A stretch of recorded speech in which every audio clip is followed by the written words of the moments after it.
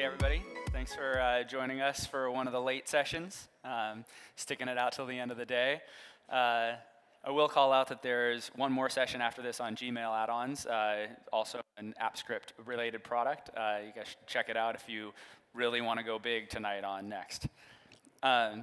But we're going to talk now about AppScript and a new monitoring capability that's been made possible with our integration with Stackdriver logging. That's currently in an early access program and is planned for launch to G Suite business customers and possibly more broadly down the line. And with me here is Romain from Revevol, and he's going to be covering most of the presentation. He is truly the expert on this, one of our earliest adopters, and has figured out how to hook it up to several other cloud technologies to extract maximum value from Stackdriver logging. So I'll give a quick overview of what we're going to talk about and what the technology is, and then I'll hand it over to Romain.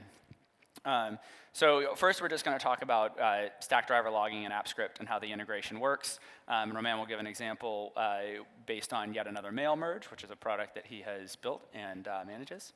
Then we're going to talk about how you can get your logs from Stackdriver into BigQuery for analysis and do a lot of more powerful stuff with them.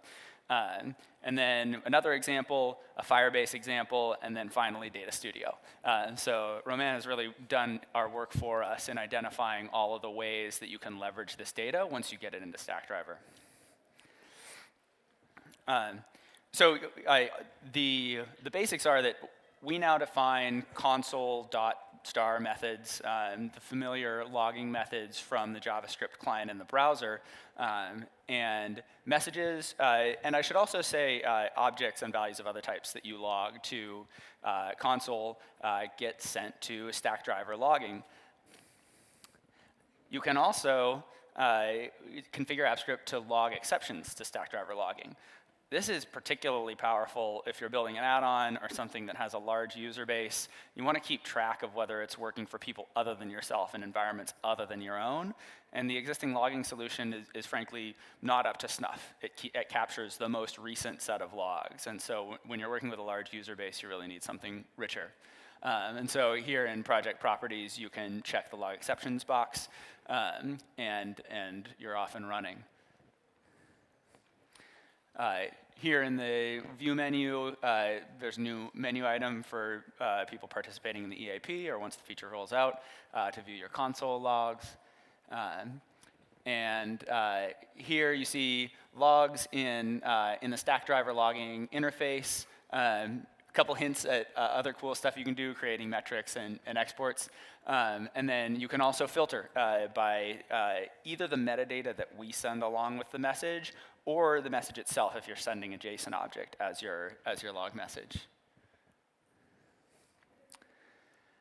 We also automatically, in addition to some other metadata, we automatically tag every log entry with a user key.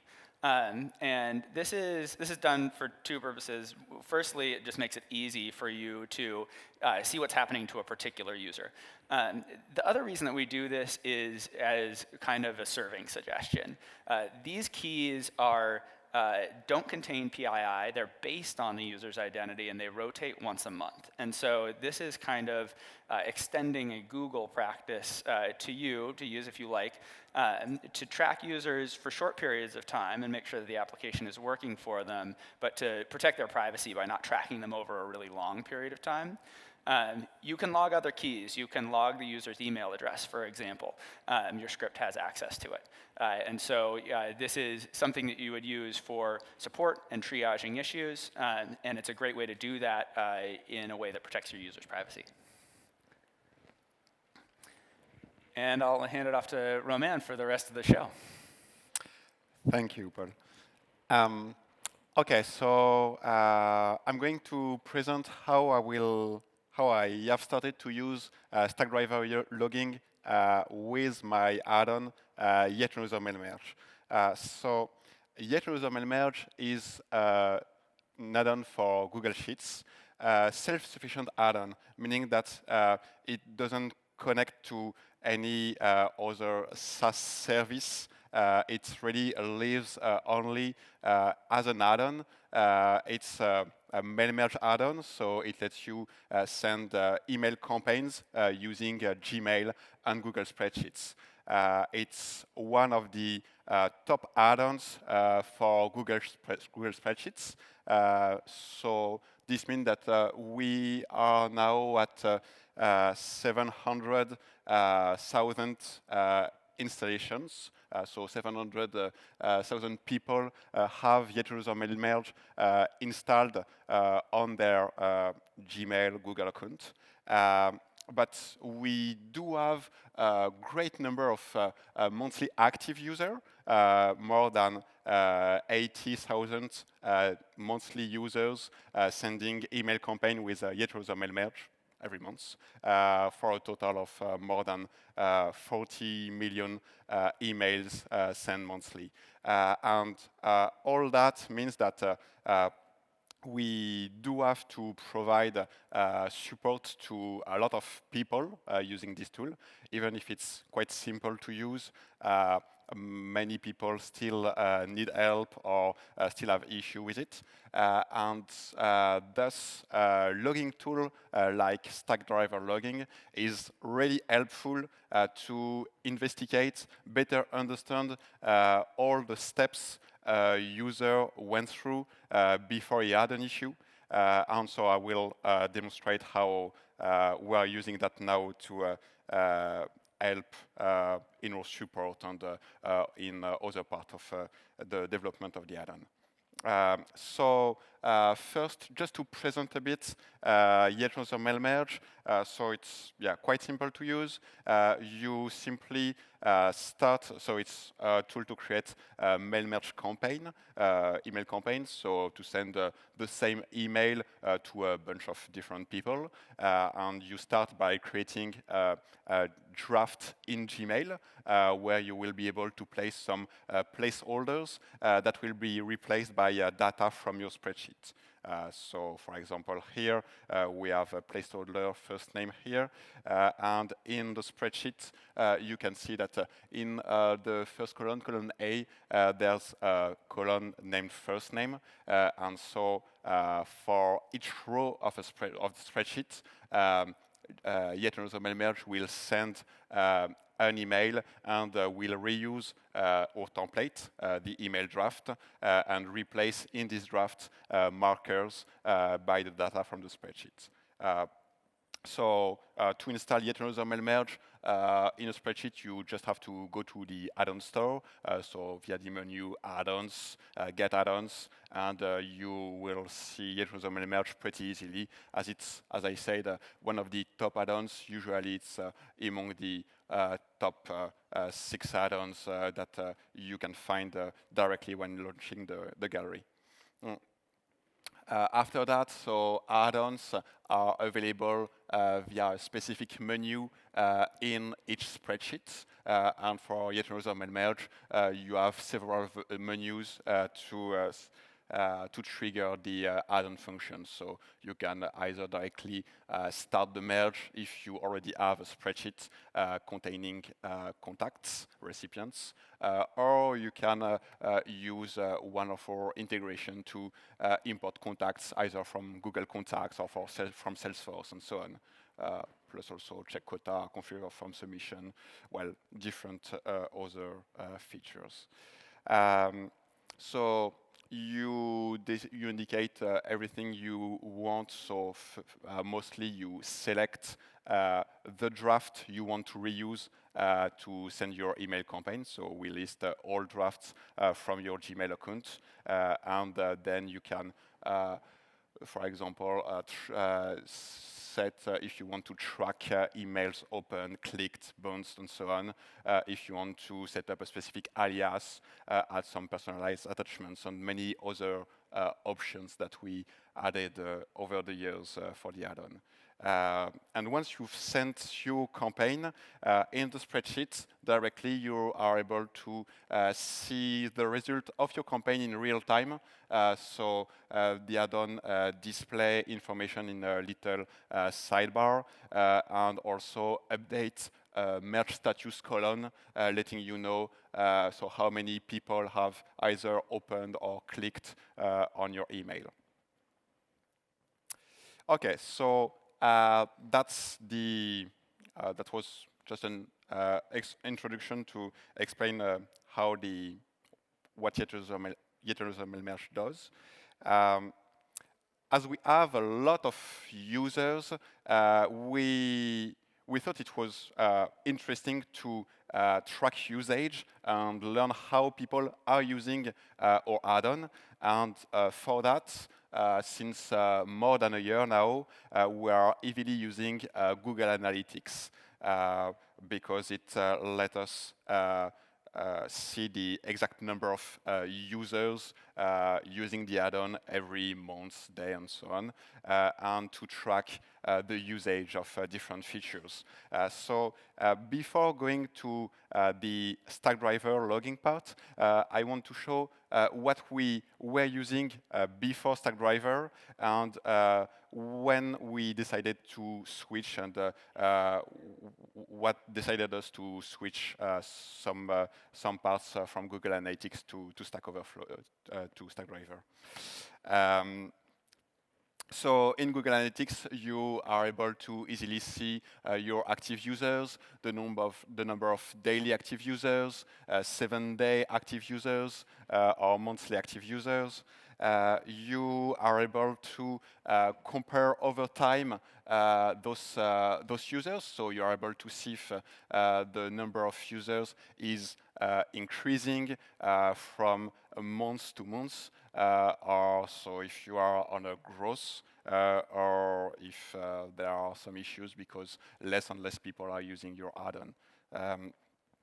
We are also able to track several events. For example, as yet another mail merge is a mail merge tool to send email campaigns, while we are sending to analytics information about those emails campaign. So we are able to see how many emails campaigns were sent over a specific period of time, how many emails were sent per campaign and as a total.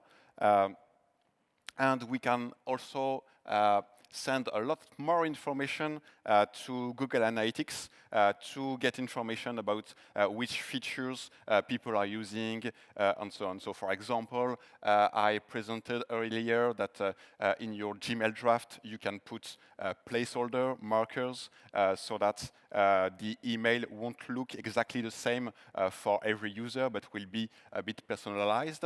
But not everybody is using it. In fact, yes, more than 36% of our users are sending the exact same message to everybody. I don't have that on the slides, but that's something we have actually improved. So there were a lot more people not using any kind of personalization before, and because we track this kind of information, we were able to better indicate to people how to personalize their emails. And once they knew that that was possible, they use that features. So the ratio has increased in favor of more people using placeholders as time goes by. It's the same for our email tracking feature. Now pretty much everyone is using it, and before it was not the case. And thanks to all the data we are collecting, we were able to see where we needed to make improvements to be sure that people know that the feature existed and that it was useful for them. And yeah, we're tracking several data like that, mostly thanks to the ability to create custom dimension in Google Analytics that lets you send specific data related to your app, your add-on, to analytics. So like if the people have activated one feature in your app, or also to categorize the people. Is it mostly used by gmail.com users, by G Suite users? How many people are using and also paying for the product. It's a freemium product, so some people are using it and sending emails for free, and some others are paying. What is the proportion, and so on. So all that were very interesting metrics for us, and we improve our usage of Google Analytics over time. And so we were also using Google Analytics to track errors. So that was good because we were able to see, thanks to all the charts and the default reportings available in Google Analytics, directly the number of times a specific error happened, the number of users impacted, and so we were able to know on which error we needed to be proactive and find a fix quickly. But apart from that, sending errors to analytics is a bit restrictive because you can only send a simple string of errors, and you don't have all the stack of the error, and it's not really great to investigate and understand why this error is happening. So that's why it will be better to activate cloud logging, and that's what we did. We activated in YetUser Mail Merge the connection with Stackdriver, and now we are able to see in real time all the errors happening on the add-on. So every time someone is using the add-on and is generating an error, we can see the log in real time, and we can click on a specific log to have all the information about the log. So for which user is impacted, on which function, at which specific line of code in the script, and so on and so on. And all those information are really helpful to investigate and find a solution. So the question was it interesting for us to switch to Stackdriver logging, knowing that we already have a lot of stuff in place with Google Analytics? And was it, in fact, does it make sense to totally forget about Google Analytics and go all Stackdriver, or should we use both of them? And we are trying to answer that question. So all the advantages of Stackdriver is that it's well, it's easier to see all errors linked to a specific user. In Google Analytics, you mostly have aggregated data, but it's difficult to see precisely what is happening for a specific user. With Stackdriver, we can enter a specific user key linked to a user, and we can see everything that is happening for this specific user. Plus, we do have all the stack traces to have all the details about the error. And it's really easy to use. In fact, we only have to check a box in the AppScript editor, and all the errors start flowing into Stackdriver. And also the logs are available in real time. So that has been very helpful in the recent weeks when we deployed a new version of the add-on, because it's not always possible to launch perfect updates, and if you see new errors, you are able to quickly react and update and push a new version. The limitation that we saw with Stackdriver logging is mostly that there's no real metric capability. So this means that it's not easy or not possible to directly from Stackdriver logging UI see the number of people impacted by a specific error, or see the top recurring errors on your script, and so on. The good news is that it's possible to export logs to BigQuery, and when you do that, it solves the previous limitation, because we can aggregate the data available in Stackdriver logging in BigQuery in any way we want. And that's what I will show you now. So it's very easy to set up export to BigQuery in the Cloud Console. You only have to click on a few buttons to set that up. And once that is set up, logs are sent to BigQuery in real time using streaming insert. A new table is created every day.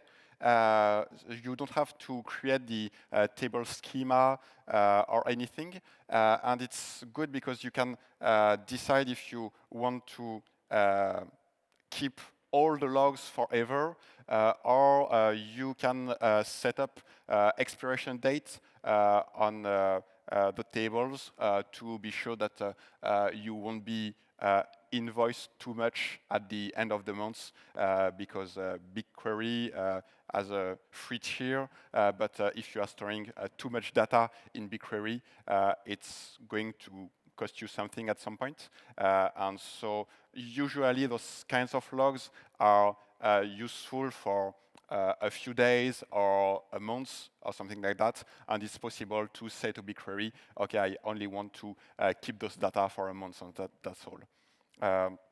Also, directly in Stackdriver, if you are using the free version of Stackdriver, logs are only kept for 7 days. So if you want to increase that, using the BigQuery integration does help, because you can save all logs forever if you want. So once the data are in BigQuery, you can make queries, as I said. So the logs are split in daily tables, but it's easy to perform queries over multiple daily tables within a date range. So it means that you don't have to look at the errors per day, but you can look at the errors over a period of days. For example, among the useful queries, I will explain a bit right after how we write our queries. But among the useful queries we have, you can, for example, see the number of errors happening every day and the number of impacted users. So that's just basic statistics, but it doesn't tell you where it's happening exactly. So you can also list the most recurring errors on the script, and also look at the number of impacted users for those errors. So you will know which error to fix. Well, most of those errors are errors happening on Google sites, and it's just a matter of adding more retrial when it fails. But it lets you quickly see if there's something you can fix to improve the app. You can see also the number of errors per function name. So to see also if a specific function contains more issues than others, and to which part of your code you should take care most based on all those data. And we are also able to see the number of errors generated by each user. As Paul explained previously, when AppScript is automatically sending data to Stackdriver, each time it's sending a new error log, it provides the user key for the specific user. So we're able to see if some users are encountering way more errors than other people and investigate on that. Because sometimes people do have a lot of errors but aren't reporting any issue to us. So it's useful to understand what is happening, and maybe that's something we can fix because we have simply not think about a specific use case, and so this will help us investigate and see that people are using the add-on in a specific way that we haven't thought of, and we can apply a fix to make it work. Okay, so if we take a look at the query syntax, first, when you want to make a query in BigQuery, you have to indicate the source data to be queried. Usually it begins with the ID of the project on the Cloud Console. Every AppScript project is linked to a Cloud Console project where you can find the Stackdriver logs. And so in the case of yet another mail merge, so we have the yam.appscript console logs that are automatically created when we have activated the synchronization between Stackdriver and BigQuery. Here we can indicate with BigQuery that we want to query multiple daily tables over a specific date range. So after that, I will simply tell that I want to query the tables from now past to the last 7 days to have all the most fresh errors. I can do my select and indicate if I want to display issues by date, count the number of errors, and indicate also the users impacted. So we can retrieve the user key, as we were saying before, that is always passed by AppScript for each log sent to Stackdriver. And also we can indicate that we want only to investigate on errors, knowing that Stackdrivers let you log errors, but also other information, and we will see that very soon. And we can also do a group by to group by get date and get some aggregates. Okay, so exports to BigQuery are a very nice addition. It's not available in Google Analytics. So Google Analytics only provide sample data, and sometimes it's not enough. If you want an integration between Google Analytics and BigQuery, you have to pay for Google Analytics Premium, which is very, very expensive. And so the ability to use Stackdriver with its free integration with BigQuery is quite useful. And so we decided that as Google Analytics do provide charts and a lot of metrics right out of the box, it makes sense to continue to use analytics to track our number of monthly users, the usage of various features in the add-on, but it made total sense to stop logging errors in Google Analytics and start logging them in Stackdriver. Okay, and now we will see how we can send more logs to Stackdriver in addition to errors to better to help you when you want to push updates or understand how people are using the add-on. So first I will do a little demo just because we haven't showed yet how easy it is to integrate AppScript and Stackdriver. So as we said before, for now it's only available as part of EAP/Trusted Tester program, so you don't have it yet, but it's rather easy to add a new line to log information in AppScript. Here I will just send a little information to cloud logging. So if I run this function, it logs automatically this information in Stackdriver logging, and I can then click on View, Console Logs.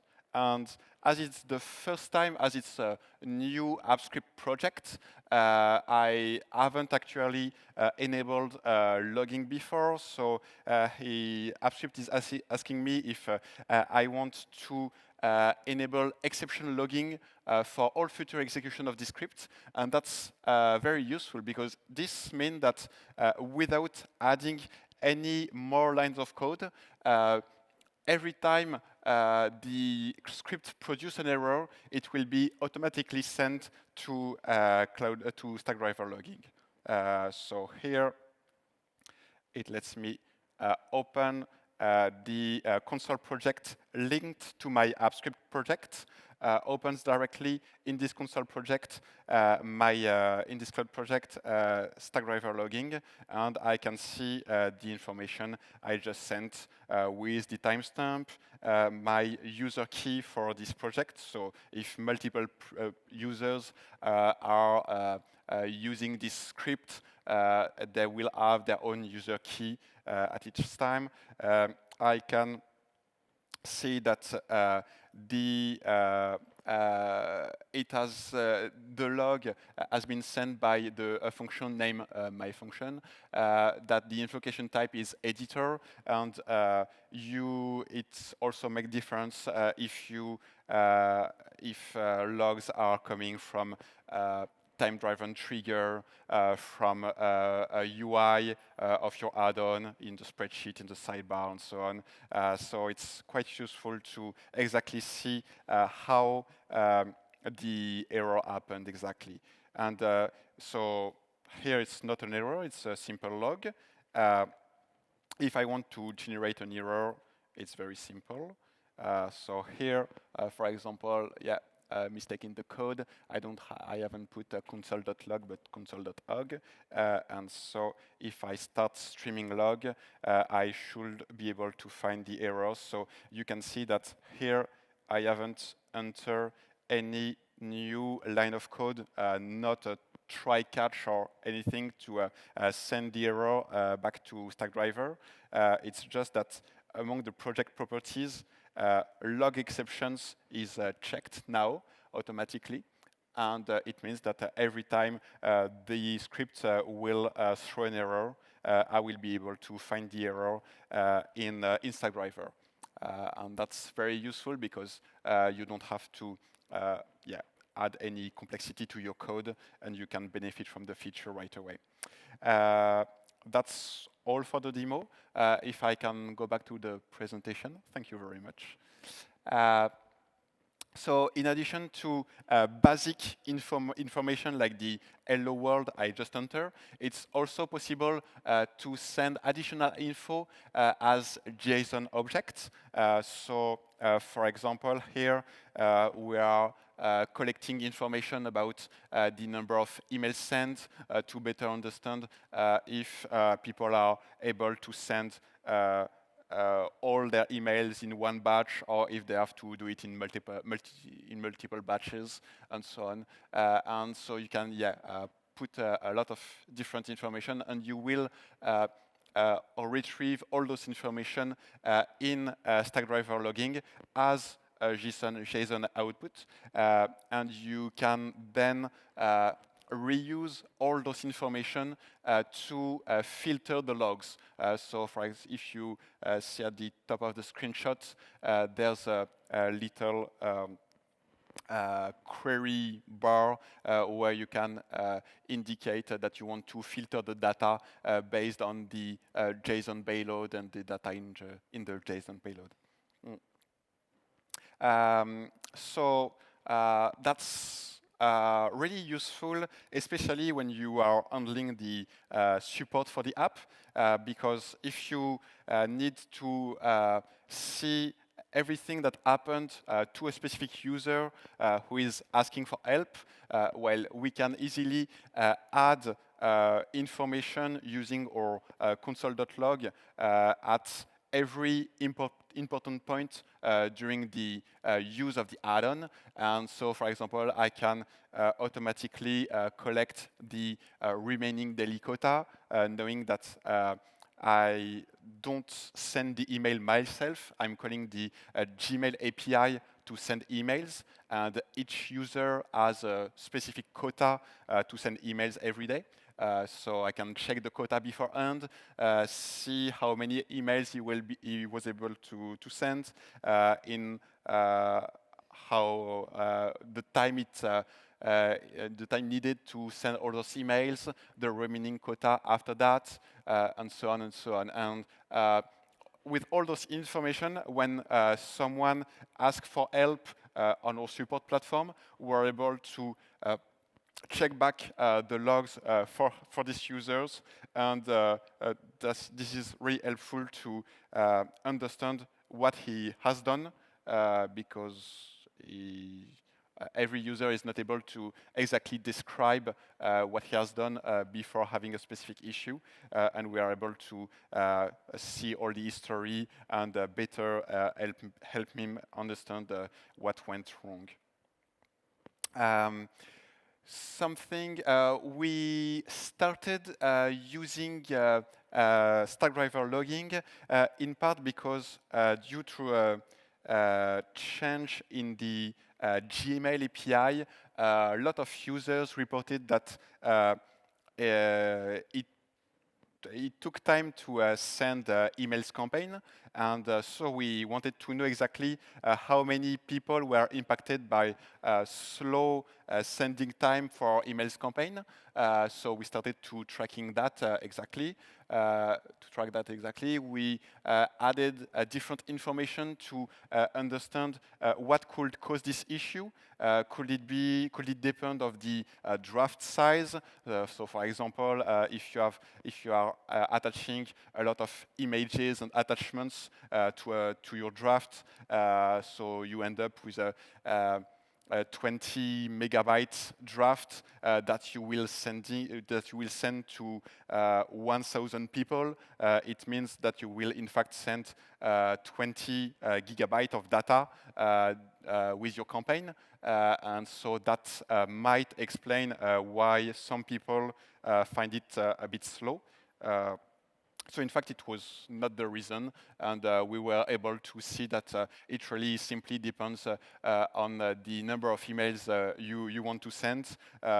Gmail, the Gmail API has a specific threshold to make sure that you are not sending too many emails in a very short time, and based on all the data we aggregated with Stackdriver, we were able to update our documentation to indicate to people the time needed to spend the campaign, to send the campaign based on the recipients you had.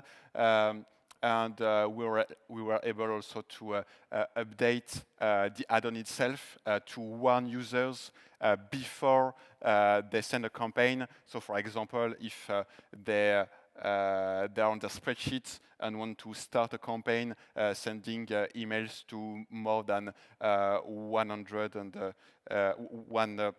1,200 users. We know that it will take 30 minutes, so we display a warning. It will take some time. You will have to leave your computers open for some time. Do you want to do it now? Do you want to reschedule your campaign? And so on. Okay, so we've displayed previously always the user keys. AppScript generates a specific user key for each user and send it to Stackdriver logging. But in fact, if a user send you a support request, you have to match this user and his email address with a specific user key. And so in yet another mail merge, we are using Firebase as our database where we are storing user profiles. And so in each user profile, we are storing the user key so that when someone asks for help, we're able to open his user profile, get the user key, and use that to find all logs related to this specific user. So to do that, there's simply in AppScript, you can call session.getTemporary active user key and send that information to your own database. So in our case, we are saying that to Firebase. And so that's especially useful to investigate when people are asking for help. Also, as it's yet another tool added to add metrics and do some analytics on usage of the add-on, you might want to aggregate everything in a single dashboard. And while the good news is that Data Studio is here to help, there have been some other session about Data Studio, so I won't speak more about it, just that it is possible to build a single dashboard where you will aggregate information from Google Analytics and information from Stackdriver, so you have everything in one single place. And it's not pretty, but you can actually do a very pretty dashboard with Data Studio. Okay, so some resources. So if you want to have access to Stackdriver logging, for now you have to join the EAP, so you have the URL for that. There's also a documentation explaining how to activate Stackdriver logging on your script and how to use it, especially the console.log part and everything outside of the basic error logging. There are documentation also on how to export Stackdriver logs to BigQuery, so how to set the synchronization up, and also the query reference to know better how to query multiple tables over a date range and other things like that. At the beginning of the presentation, I also spoke about Google Analytics. If you also want to start using Google Analytics in your add-ons, know that there are some specificities, and so there's a blog post available on the Google developer blog about that, about how to best use the user IDs and a lot of other features in Google Analytics for, in the case of AppScript add-ons. And if you're interested in using Firebase as your database for your add-on or any AppScript project, there's a code library and some examples that are also available at this address. Awesome.